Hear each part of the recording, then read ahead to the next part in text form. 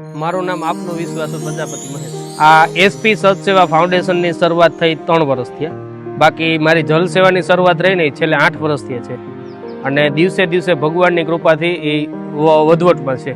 મેં સ્ટાર્ટઅપ કરેલું હતું આપણે રૈયા ગામનો સીમ વિસ્તાર છે ને, જ્યાં પરશુરામ મંદિરથી પાછળનો બધો ભાગ જ્યાં આવે ને ત્યાંથી મેં સ્ટાર્ટઅપ કરેલું હતું। અને રાત્રિના સમયે હું ધંધામાંથી જઈને ફ્રી થતો ને 8-9 વાગ્યા પછી, ત્યાં બાઇકમાં હે ને પાણીને આપણે ઓલા કેટરસમાં 2 જગ આવે, તમને ખબર હોય તો એ જગ 2 ભરી અને બધે આવી રીતે નાના નાના પાણીના કુંડા માટીના મેકા થાય ભરવા નીકળતો। પછી કાંઈ જો જલ ઘટે કોઈ પણ જગ્યાએ તો રાતે તો 10-11 વાગ્યા પછી કંઈ મળે નહીં, તો આપણે રૈયા ગામનું સ્મશાન થયું ને એ સ્મશાનમાંથી હું નળી લઈ અને પાછા જગ ભરી ને એવી રીતે 2-3 ફેરા કરતો। ત્યાંથી મારી શરૂઆત થઈ આજથી 8 વર્ષ પહેલાં। દિવસે દિવસે ગ્રુપ આ બધા ભાઈબંધ દોસ્તારનો ગ્રુપ સહકાર વધતો ગયો, એવી રીતે હળવે ડેવલપ થતું ગયું અને આ સેવા આ સ્ટેપ ઉપર આજે પહોંચી છે। અત્યારે હાલના સમયમાં ગણો તો આ આપણે રાજકોટનું રૈયા ગામનું સીમ વિસ્તાર, મુંજકા ગામનો સીમ વિસ્તાર, મોટા મોવા ગામનો સીમ વિસ્તાર, ટોટલ 140 કુંડીઓ છે અને જલ સેવાનો રથ ચાલુ થયો છે બધા ગ્રુપ સર્કલના સહકાર।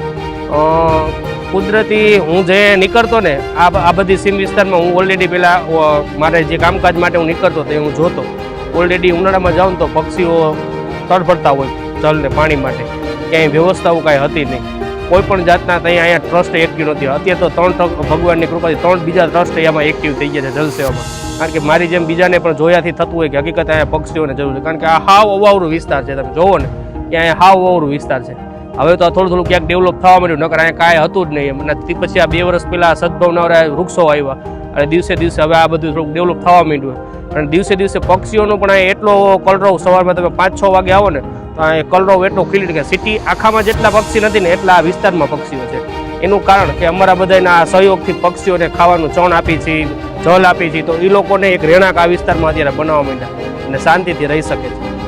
અને અમારો એ કહેવાની ભાવના એ જ છે કે રાજકોટ સિટીના જે પણ સેવાભાવી વ્યક્તિઓ અમારી સંસ્થામાં જોડાવા માગતા હોય, સહકાર રૂપે જે પણ સેવા આપી શકતા હોય, કોઈ પૈસા રૂપે કે કોઈ પણ સેવાકીય પ્રવૃત્તિમાં કે કાંઈ પણ રીતે સેવા આપી હોય તો રાજકોટ જોડાય તો આ સેવા હજી આપણે ઘણા મોટા સ્તરે લઈ જવાની છે અને ઓલરેડી સેવા આના જે છે ને એનાથી પણ મોટા સ્તરે આ લઈ જવાની છે।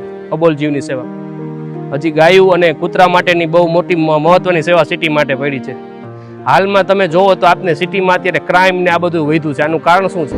આપણે આપણા પૂર્વજો આપણે જે ગઈઢાવાનું જે કાર્ય હતું કે આપણે જે સનાતનનું જે કહી શકીએ કે આપણે એક આ અબોલ જીવની સેવા આપણા ભાગ્યમાં ભગવાને આપણે જે જન્મ આપે છે ને તે આપનું કર્તવ્ય હોય છે।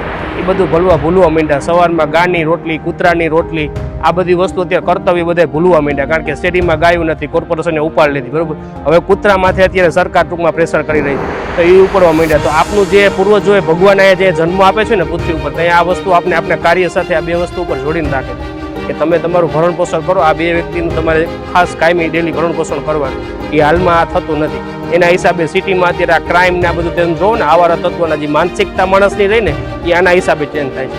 આ કાર્ય અમારે બહુ મોટા રૂપમાં લઈ જવું છે કે ગાયો અને કૂતરાઓ માટે અને રોટલીની વ્યવસ્થા, જેમ સરકાર આપણે તમે જોતા હશો કે આપણે એટીએમ, બેંક ને બધી વ્યવસ્થા કરે, અમારે આખા રાજકોટમાં એટીએમ વ્યવસ્થા કરવી છે રોટલી અને કૂતરા માટે। હરેક શેરીમાંથી કલેક્શન કરી અને જે જગ્યાએ કૂતરા હોય અહીંયા પહોંચાડી આપવું અને જે જગ્યાએ ગાયો અત્યારે ગૌશાળામાં જે જગ્યાએ રોટલી પહોંચાડવા બહુ મોટું છે અને એના માટે બહુ મોટો સહયોગની જરૂર છે। રાજકોટ સિટી જો ફંડ અને સહકાર અને સહયોગ આપશે તો ભવિષ્યમાં આનું પણ નિર્માણ કરશું બધા સાથે મળીને। અમારા કોન્ટેક નંબર આપણે આમાં મેન્શન કરશું અને અમારી office 150 foot ring road, Ramapir ચોકડી, શાસ્ત્રીનગર 19-4 આવે।